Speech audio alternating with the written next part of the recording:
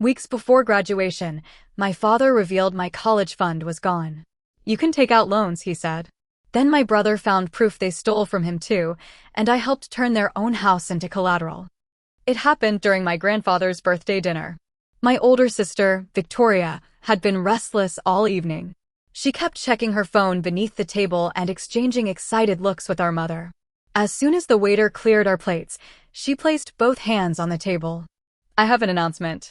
My mother, Anna, leaned forward. "Did you hear back?" Victoria nodded. "I got accepted." Mom gasped before Victoria had even explained. My father, Derek, reached across the table and squeezed her hand. "I knew you would." Victoria had been invited to join an emerging artist residency. She would spend several months working in shared studios, building her portfolio and learning from established artists. She was supposed to return to college in the fall and complete her final year, but accepting the residency meant delaying graduation again. Still, it sounded like a meaningful opportunity. Everyone congratulated her. I did too. Victoria and I had never been especially close, but I knew how important art was to her. It was the one thing she had always been certain about. Grandma Stella asked the first practical question. "Does the program pay you?" Victoria's smile weakened. "No, it's more about the experience." "What about housing?" "I'll need to rent a place." "And food." "That too." Grandpa Henry lowered his glass. "That could get expensive." Victoria glanced toward our parents. "Mama's money will cover it." The table went silent. Mama was my mother's mother, Grace. She had died 5 years earlier. Grace had always told us that she and Pop had set aside money for the education of all 3 grandchildren, my older brother Jason, Victoria, and me. I never knew the exact amount. I had been 12 when Grace died and 14 when her sister Fiona, who originally managed the education account, passed away. After Fiona's death, my mother became responsible for the money. No one explained how that happened. I was a child, so I assumed the adults had handled it properly. My Uncle Andrew leaned forward. "If Victoria uses her portion for the residency, will she still have enough to finish her degree afterward?" My father shifted in his chair. "We've adjusted how the remaining money will be distributed." Andrew's expression changed. "What does that mean?" "It means we're using it where it's needed most." Grandpa Henry stared at him. "And where is that?" Dad nodded toward Victoria. "This opportunity may never come again." Then he looked at me. "Leah already has scholarships. She'll be fine." At first, I thought I had misunderstood him. "What does my scholarship have to do with Victoria's residency?" "You've reduced your college costs," Dad said. "You took those early classes, and you received financial aid. A partial scholarship. It covers a lot. It doesn't cover everything. You can live at home." My stomach tightened. "What about the money Mama left for me?" Dad exchanged a glance with Mom. Then he said it. "We used it to support Victoria." For several seconds, all I could hear was the noise from the rest of the restaurant. Silverware scraped against plates. Glasses clinked. Someone at the next table laughed. Everything around us continued as though my father had not just erased the future I had spent years preparing for. "You spent my college money?" Mom sighed. "Don't describe it like that." "How else should I describe it?" "It was a family education fund," she said. "We made decisions based on need. I'm part of the family. You have other options. So does Victoria." Victoria's face hardened. "This isn't my fault." "I didn't say it was." "You're acting like I took something from you." "Did you know they were using my portion?" She looked at Mom. "I knew they were paying for my school. That wasn't my question." "I thought they were allowed to decide how the money was used." Grandpa Henry placed both hands on the table. Grace set that money aside for all 3 children. Mom's expression changed. "She trusted us to make decisions for our family." "No," Andrew said. "She trusted Fiona." My mother turned toward him. "Fiona died. That doesn't automatically mean you could empty the account however you wanted." Dad folded his arms. "No one emptied it." "Then how much is left?" Andrew asked. Dad looked away. Andrew repeated the question. "How much money remains?" "It changes." Grandma Stella frowned. "What does that mean?" "There were expenses." "Education expenses?" Dad hesitated. "Mostly." That single word changed the entire conversation. Andrew's wife, Maya, had barely spoken all evening. Now she looked directly at my parents. "What else did you spend it on?" Mom picked up her purse. We are not discussing our finances in a restaurant. Grandpa stared at her. You announced during my birthday dinner that you gave one grandchild's inheritance to another. We announced Victoria's residency. And then you told Leah she could borrow money because you spent hers. Mom pushed back her chair. We supported the child who needed us. I felt something inside me go still. Not because she had defended Victoria. Because she had said the child. As though there were only one daughter at the table. I had worked since the day I turned 16. I had taken every advanced and dual enrollment course my school allowed. I was graduating with enough college credits to shorten my degree by more than a year. I had applied for every scholarship I could find and saved as much as possible from each paycheck. I thought doing everything right would make my future safer. Instead, my parents had used my effort as proof that I needed less. Grandma Stella turned toward Mom. Leah needs support too. She has a scholarship. A partial scholarship, I said. Dad exhaled impatiently. You can take out loans. He said it as if the solution were obvious. As if I were being difficult, because I didn't want to begin adulthood in debt while my sister used my inheritance to delay finishing college. Andrew looked at Dad. Did Grace's money pay for all of Victoria's private college tuition? Dad did not answer. Andrew turned to Mom. Did it? We used the money for education. That account was supposed to support 3 people. Jason already graduated, Dad said. And Leah hasn't even started. Victoria's eyes filled with tears. I can't believe everyone is ruining this for me. I looked at her. No one said you shouldn't be proud. It doesn't feel that way. I just learned my college money is gone. You always make things sound worse than they are. How could this sound worse? Mom immediately reached for Victoria's hand. Don't let this take away from your accomplishment. She never reached for me. I was sitting directly across from her, trying not to cry, and she was comforting Victoria because my reaction made Victoria uncomfortable. Grandpa Henry stood. You're going to provide Andrew with the account records. Dad stood too. No, we are not. If you manage the money properly, you have nothing to hide. We don't answer to you. You may have to answer to someone. Dad's face reddened. You're threatening us over money? Andrew remained calm. I'm telling you that money reserved for 3 beneficiaries does not automatically become yours because the original administrator died. Mom grabbed her purse. We're leaving. Victoria stood with her. Dad pointed toward me. This could have been discussed privately. You're the one who announced it here. He ignored me. My parents and sister walked out together.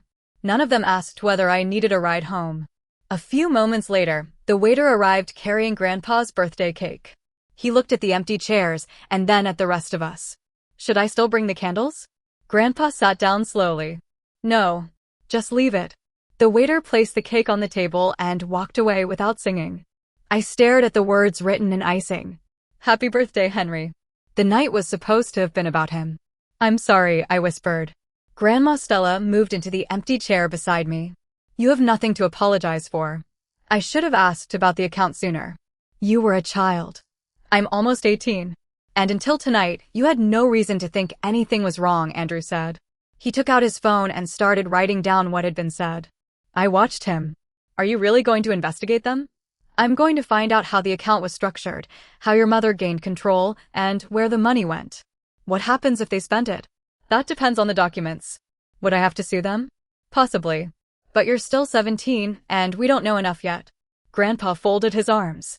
They also said they planned to borrow against the house. I had almost forgotten that part. During the argument, Dad had said that if the remaining inheritance did not cover Victoria's residency and final year, he and Mom would take out a loan using the house. The house had belonged to Grace. She left it to Mom because my parents had never managed to buy one themselves. Mom later added Dad to the title. They struggled with expenses even without a mortgage.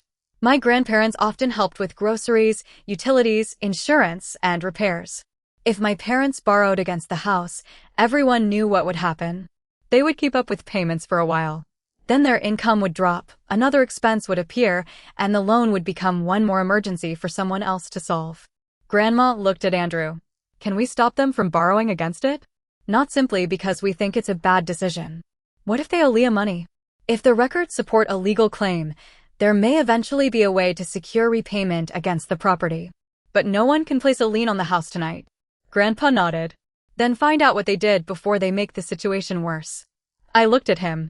You want to use the house to recover my tuition? This is bigger than tuition now, he said. If they spent money that didn't belong to them and then borrow against the only valuable thing they own, they could lose everything. Even the proposed legal action was partly intended to protect my parents. My grandparents were furious, but they still did not want Mom and Dad to become homeless. Once again, the family was trying to stop them from creating a disaster they could not afford. I went home that night expecting a confrontation. Instead, the house was dark. My parents' bedroom door was closed. Victoria's car was gone. There was a note on the kitchen counter. Take the dog outside before bed. Nothing about the dinner. Nothing about the money. Nothing about me. I took the dog outside and went upstairs. The next morning, Dad called through my bedroom door. Don't forget you work today. I know. And bring home milk. That was the entire conversation. I went to the bakery where I had worked since turning 16. My best friend Chloe was on the same shift. She took one look at me and stopped arranging pastries. What happened? I tried to say I was fine. Instead, I started crying beside a tray of muffins. Chloe pulled me into the storage room, and I told her everything. Victoria's residency, the missing inheritance, my parents' decision, the possible loan against the house. When I finished, she stared at me. They used your college money without telling you? Yes. For your sister? Yes. Did she know? I don't know. Leah, that is not normal. Maybe it was never legally mine. Your grandmother set it aside for you. She set it aside for all three of us. And your parents gave most of it to one person. I wiped my face. They said I have scholarships. You earned those. I know. You worked for years to lower your costs, and they turned that into a reason to deny you support. That was the part one could not escape. Every responsible choice I had made became evidence that I could survive without help. When my shift ended, I checked my phone. One message from Mom. Milk. Don't forget. I bought it. Then I bought a small cheesecake from the bakery and drove to my grandparents' house. Grandpa opened the door and looked at the box. What's this? Your birthday cake didn't go very well. For the first time since the restaurant, he smiled. You didn't have to do that. I know. He hugged me before taking it.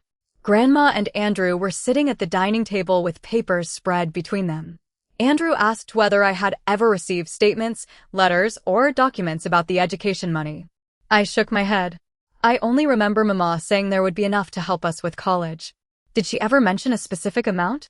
No. Did your parents? They avoided the question. Andrew tapped his pen against the table. Jason may know more. My brother had been 20 when Grace died.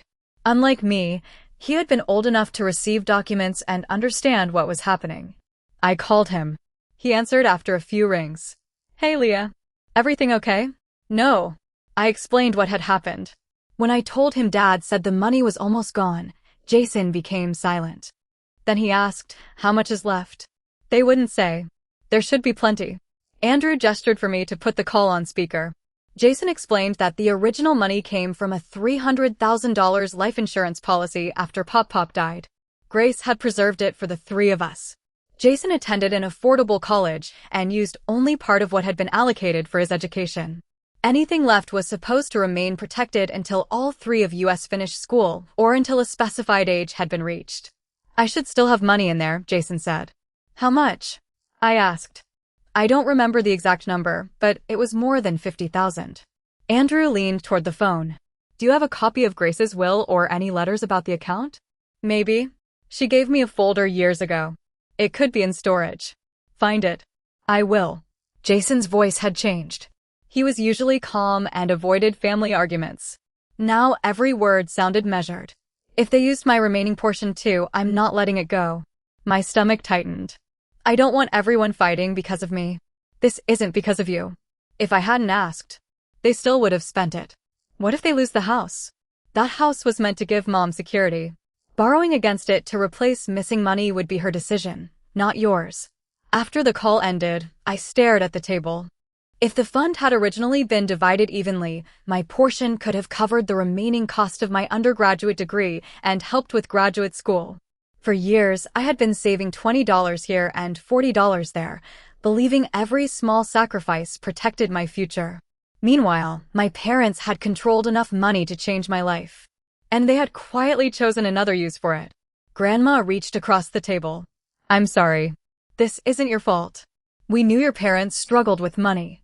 We should have asked more questions when Fiona died. You thought the account was protected. So did you. Grandpa cut the cheesecake into uneven slices. Grace knew exactly what she was doing when she put Fiona in charge.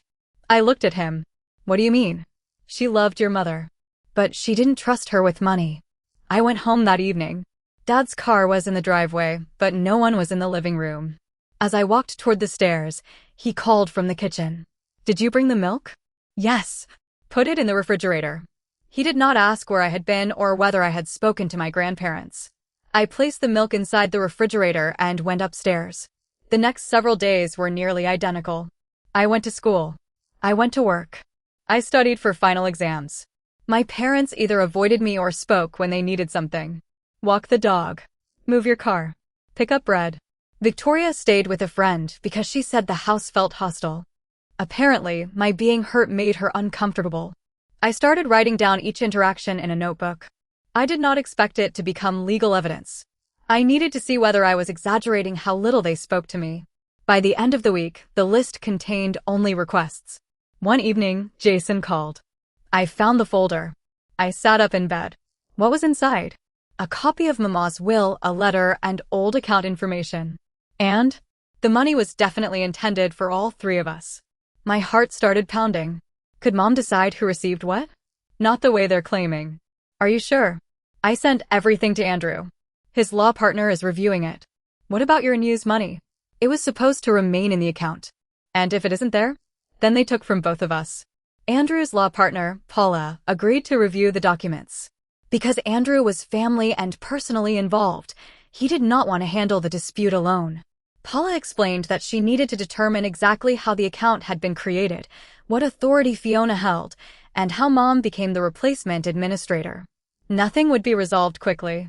Records had to be requested. Withdrawals had to be traced. My parents would have an opportunity to explain their decisions. Paula also corrected several assumptions we had made. The house could not simply be taken from my parents. No one could record a lien against it merely because we believed money had been misused. First, there had to be a valid claim. Then there had to be a judgment, settlement, or agreement establishing what my parents owed. Only after that could the property potentially secure repayment. A few days later, my parents finally confronted me. I had just returned from school when Mom called me into the living room. Dad stood near the fireplace. Victoria sat on the couch with her arms crossed. The three of them had clearly discussed what they planned to say before I arrived. Mom spoke first. We heard Andrew involved another attorney. Jason found Mama's documents. Dad shook his head. This has gone too far. I haven't done anything. You called your brother. He had a right to know. You turned the family against us. You told everyone you spent my college money. We said we redistributed the education fund. That means the same thing. No, it doesn't, Mom said. Families make decisions based on need. I looked at Victoria. Did you know the account was almost empty? She hesitated. I knew college was expensive. That wasn't my question. I knew my tuition used a lot of it. Did you know they were using money intended for me and Jason? She looked at Dad. I believed Mom and Dad were allowed to decide. And you never asked? Why would I question them when they said it was handled? Because there are three of us. Victoria's eyes filled with tears. I worked hard for this residency. I never said you didn't. Then why are you trying to take it away? I'm trying to find out where the money went. Dad stepped between us. Leave your sister out of this. She's the person receiving it. She didn't manage the account. Victoria stood. I am right here. Then tell me what you knew. She wiped her face. I knew there wasn't enough for everyone. The room went silent. When did you know that? A few months ago. And you said nothing? I thought your scholarships covered college. You never asked me. You never told me they didn't. I didn't know I needed to defend my share of an inheritance. Mom moved beside Victoria. This is why we didn't tell you sooner. We knew you would become emotional. You waited until weeks before graduation because you were afraid I would be upset? We were trying to avoid conflict. You created it. Dad pointed toward me. You have options. Victoria doesn't. She can take out loans. Her future is uncertain. Then why are you spending everything on it? His expression hardened. You've always looked down on her. No. You've always assumed anything I wanted would somehow work itself out. That's because you're practical. And being practical means I don't deserve help? You are twisting our words. Then explain them.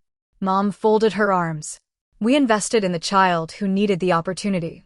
There it was again. The child. I looked at her. Am I part of this family? Of course you are.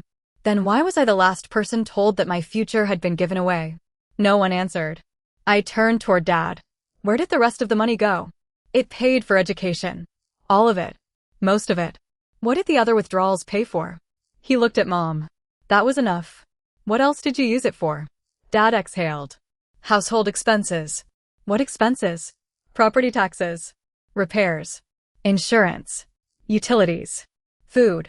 You used our education money to pay ordinary bills? We used it to keep a roof over your head. The house was inherited. Houses still cost money. Grandma and Grandpa already helped with those bills. Dad's face reddened. You have no idea how much it costs to raise a family. Then show Paula the records. We don't owe anyone an audit. If everything was handled properly, why are you afraid of one? Mom sat down. You don't understand the pressure we were under after Fiona died. Then why didn't you ask Andrew or Grandma for help? Because everyone judges us. They're asking where $300,000 went. It didn't disappear overnight. That doesn't make it acceptable. Dad stepped closer. As long as you live under our roof, you will speak to us respectfully. I looked around the living room. The house Grace had left. The furniture my grandparents had helped replace. The electricity they had helped keep connected. I picked up my backpack. I'll stay with Grandma and Grandpa. Mom's head snapped up. You are not moving out. Why? Because it will make us look terrible. The words came out before she could stop them. Not because she would miss me. Not because she wanted to repair our relationship. Because it would look bad. I went upstairs and packed enough clothes for a week. No one followed me. Victoria remained on the couch, crying while Mom comforted her. Dad stood near the window. None of them tried to stop me when I walked out. Grandma opened her door before I knocked. She saw the suitcase and stepped aside. Your room is ready.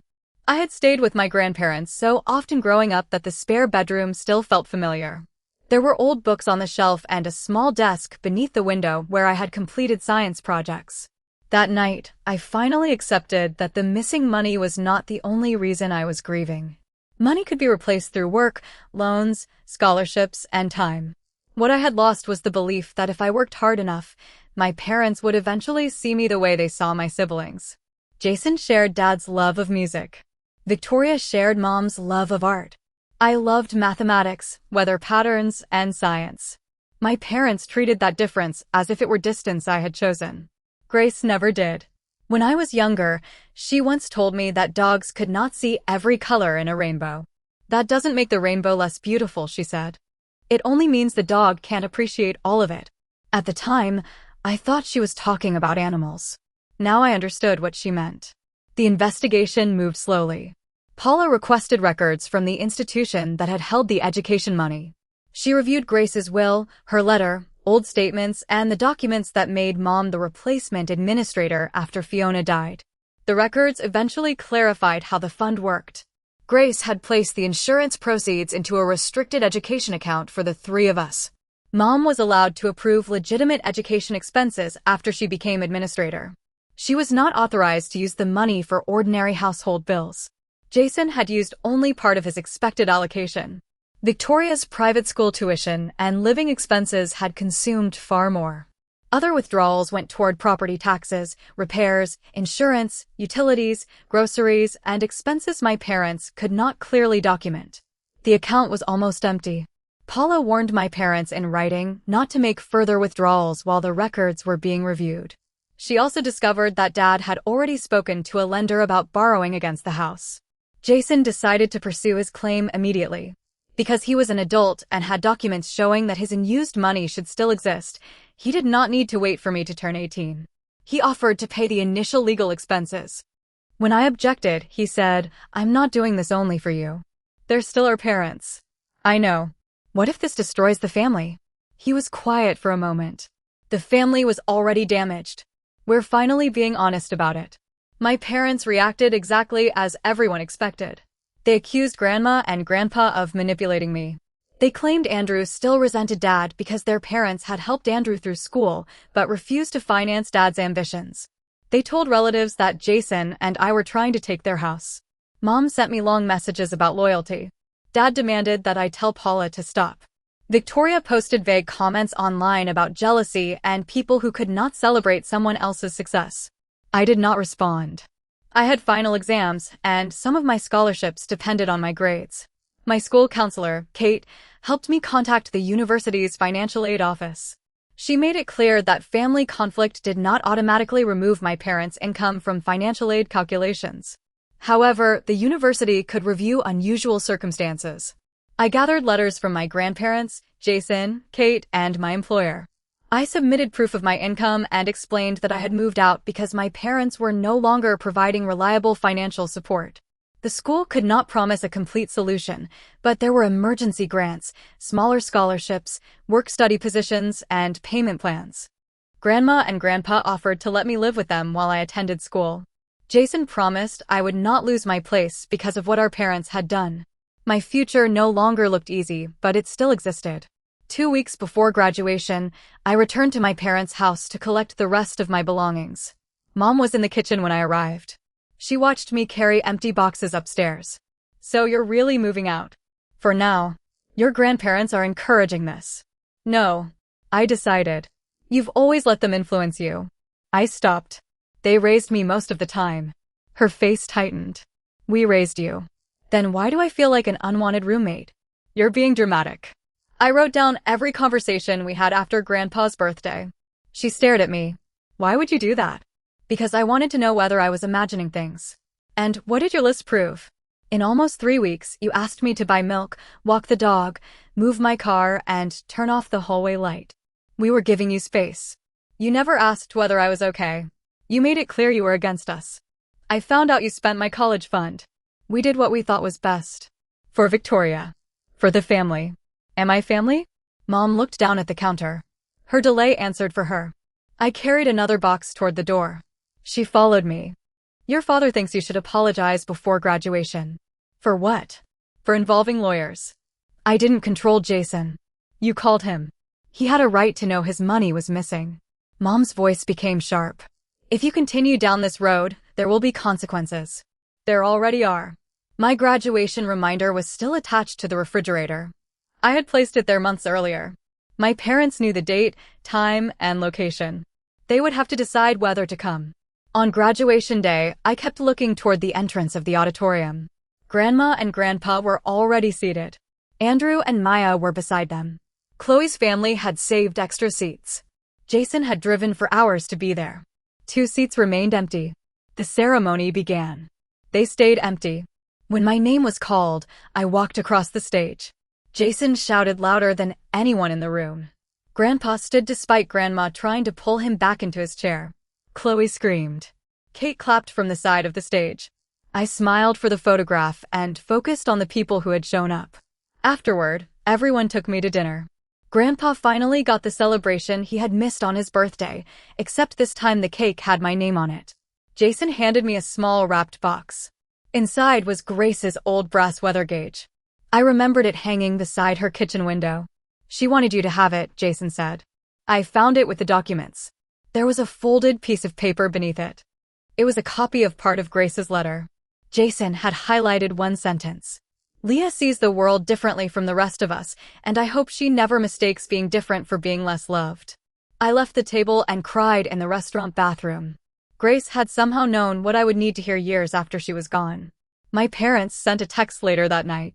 They said they had chosen not to attend because the legal dispute made them feel unwelcome. Victoria sent nothing. The case continued throughout the summer. There was no sudden courtroom victory. Paula gathered more records. My parents hired their own attorney. Both sides exchanged documents and argued over which withdrawals had been authorized. The education expenses were not the main problem. The household withdrawals were. Mom had signed paperwork promising to manage the account for the benefit of all 3 children. The records showed that she had repeatedly used it for expenses unrelated to our education. Jason's unused allocation was largely gone. My portion had been depleted before I had even enrolled in college. By the time I started my first semester, Paula told us my parents had 2 realistic choices. They could fight the case in court, risking legal fees and a judgment they had no cash to pay. Or they could negotiate a settlement. My parents chose to negotiate. The agreement did not hand Jason and me a large payment. There was no money left to distribute. Instead, my parents formally acknowledged the amount owed to us. A secured claim was recorded against the house. They were allowed to continue living there. No one evicted them. But they could not sell or refinance the property without satisfying the debt first. If the house was eventually sold, Jason and I would receive what we were owed from the proceeds before my parents received the remainder. The home Grace had given them for security became the security for the money they had taken from us. That was how I helped turn their own house into collateral. Dad called it revenge. Mom called it betrayal. Grandpa called it accountability. Victoria never attended the residency. I did not block her admission, and the program did not reject her. She simply could not afford the housing and living costs once my parents were prevented from using the disputed account or refinancing the house to pay for them. She blamed me anyway. She sent me a message saying I had destroyed the greatest opportunity of her life because I was jealous. I read it several times before responding. I didn't take your opportunity. I stopped you from financing it with money that wasn't yours. She never replied. I started college that fall. The university approved additional aid after reviewing my circumstances. I accepted a work-study position and kept my bakery job during school breaks. I lived with Grandma and Grandpa instead of returning to my parents' house. It was not the beginning Grace had planned for me. I still worried about tuition. I counted every dollar and worked more than many of my classmates. But I was there. On my first morning, I stood outside the science building with a second-hand backpack and Grace's letter folded safely inside it. A storm was expected later that afternoon. Students hurried past me, complaining about the rain. I looked up and smiled. My parents had believed that because I was quiet, responsible, and prepared, they could take from me without consequences. They assumed I would adjust and find another way. They were right. I did find another way. I just stopped protecting them from the results of their own decisions. I do not know whether I will ever repair my relationship with my parents. I also do not know how much Victoria understood before the birthday dinner, or whether she avoided asking questions because the answers benefited her. Part of me still loves them. But love does not require pretending betrayal never happened. My parents say Jason and I chose money over family. I believe they chose one daughter's dream over another daughter's future and expected the forgotten daughter to remain silent.